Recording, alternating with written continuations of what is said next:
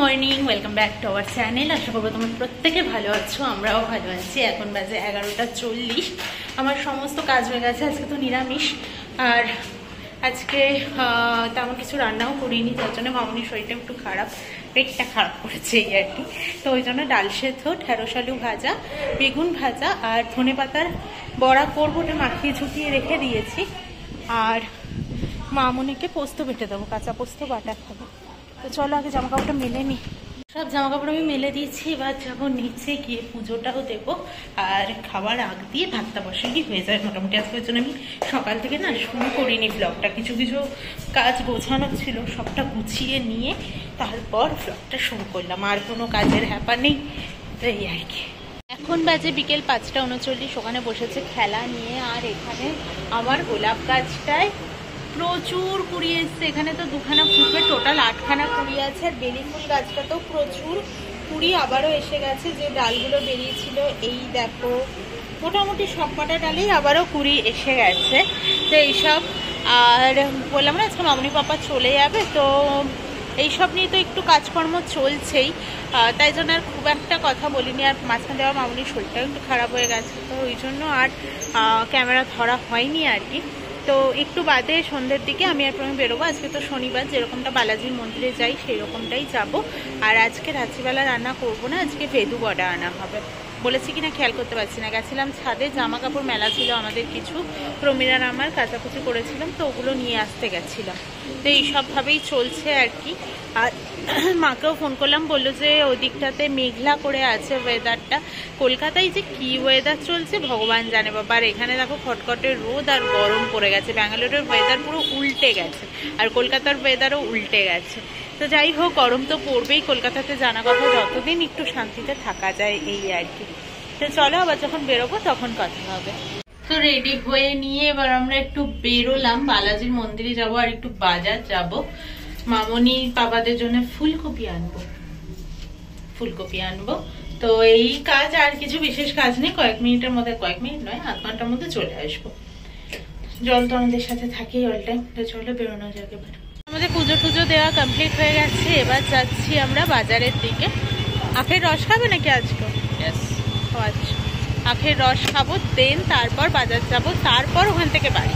ছাদের দিকে যাচ্ছিলাম, দেখছি সিঁড়ির লাইটটা কেন জ্বলছে। এসে দেখছি ওরা এখানে, আমি না এর আগেও দেখেছি ভোরবেলা যখন 6:30টার দিকে ওকে ছাড়তে আসতাম, দেখি এখানে পড়তে বসেছে। ওরা বেশিরভাগ সময় সিঁড়িতে পড়াশোনা করে, কেন তা আমি বলতে পারবো না।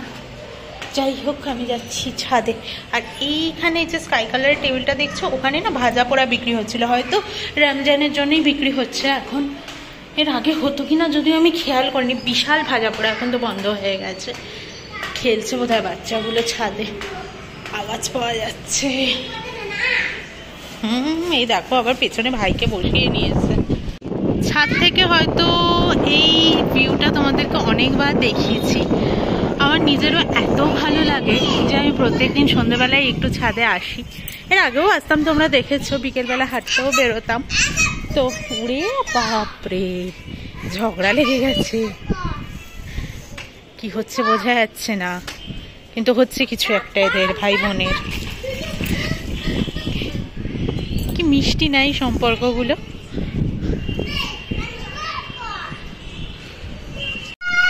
আমি আর এসে ড্রেসটা চেঞ্জ করিনি, কারণ ওই যে বললাম খাবারটা আনতে যেতে হবে, তাই জন্য চেঞ্জ করিনি। একেবারে প্রবীণ বললো যে একেবারে নিয়ে আসবো তারপরেই চেঞ্জ করবো, তাই জন্য চেঞ্জ করলাম না। আর বাবাটা মিলে এখন খেলা দেখছে, রোজই খেলা দেখছে। কালকে ব্যাঙ্গালোরকে জেতাতে তো পারেনি, চরম ধেরিয়ে গেছে খেলা। আজকে তো খেলা চলছে আবারও। আজকে বলছে আজকে কারো সাপোর্ট নিয়ে খেলা দেখতে বসেনি, এমনি খেলা দেখছে আর কি। যদিও এই IPL এখন চলবে সবার ঘরে ঘরে, টিভিতে, ফোনে, মানে মোটামুটি চলবে এখন IPL এই 2 মাসের মতো। তো এই আর কি। চলো আমি একটু ছাদে বসে নিই, দাঁড়িয়ে নিই, এরকম আর কি। আর ফ্লাইটগুলো ওঠে নাবে, ওঠাটা দেখা যায় না, ওই দেখ, মানে ওঠাটা দেখা যায় না, আমারটা দেখা যায় না। ওই দেখো একটা আসছে, ফ্লাইটের ওপর দিয়ে লাইট জ্বলছে, দেখতে পাচ্ছ? তো পাপাও ব্যালকানিতে বসে বসে ওটাই দেখছিল। আর এখান থেকে না যখন যায় তখন ফ্লাইটের জানলাগুলো পর্যন্ত দেখা যায়। তো পাপাকে আগে আমি বলতাম জানলা পর্যন্ত দেখতে পাই, বলছে হ্যাঁ হ্যাঁ তুই আরেকটু দেখ, জানলার ভেতরে কারা বসে আছে সেটাও দেখতে পাবে। তো পাপা এখন বলছে হ্যাঁ রে সত্যি জানলাগুলো পর্যন্ত দেখা যায়। দেখো আর ভীষণ ভালো লাগে ফ্লাইটগুলো দেখলেই না আমার মনে হয় যে যারা যাচ্ছে বা কিছু ফ্যামিলির সাথে দেখা করতে তারা কতটা উত্তেজিত বা কতটা আনন্দিত হয়ে রয়েছে, তাই না? যাই হোক, আজকে তো মামুনিরা চলে যাবে, এই আর কি। তো চলো একটু বসে নিই, তারপর নিচে যাবো। এখন যাচ্ছে আবার খাবার কিনতে। আর একে দেখো এক এক টাইমে এক এক রকম ড্রেস পরে বেরোচ্ছে। এত হাওয়া দিচ্ছে নাকি, মামুনিকে না জোর করে একটু ছাদে নিয়ে গিয়ে বসালে কাজে দিত। তারপর জ্বর চলে আসবে। জ্বর আসবে কেন? আরে ওটা মানে পটি হলে দেখবে আমাদের টেম্পারেচার একটু বাড়ে, বডি গরম থাকাই ভালো, তখন পটি হলে বডি ঠান্ডা হয়ে গেলে চিন্তার বিষয়। তাই জন্য ঠিকই আছে, 99, 99, 100-এর মধ্যে ঘোরাফেরা করছিল, ওটা আমাদের হয়েই থাকে পটি হলে, যেহেতু বডি থেকে জলটা বেরিয়ে যায় তাই জন্য। কারণ ভীষণ আরাম পাবে বলে আমার মনে হচ্ছে। এখন তো আবার গরম লাগছে, 5-এ ফ্যান চালিয়ে রেখেছে, বুঝতে পারছি না আজকে যাওয়া আছে না, ওটাও একটা ভয় লাগছে যে পাপা আগে পাপা আসছে না কেন। আবার ভেবো না যে ওর বাবার খোঁজ নিয়ে আমরা কি করব, আসছে না কেন বা কিছু। আসলে আমাদের একটু দরকার আছে ভাইয়ের সাথে, তো ওই জন্য কথা বলার জন্যই চাইছিলাম আর কি। এবার ওর বউকে বললেও হতো, কিন্তু ওর বউ না হিন্দি বুঝতে পারে না, ওটা হয়ে গেছে একটা মুশকিল, কনভারসেশনে ভীষণ একটা মুশকিল। আরও আস্তে আস্তে সুন্দর সাইকেল চালাচ্ছে, গেছিল আজকে চকলেটের জন্য। তো হয়ে গেছে, চলো বেরোই, বেরিয়ে তারপর খাবারটা নিয়ে আসি।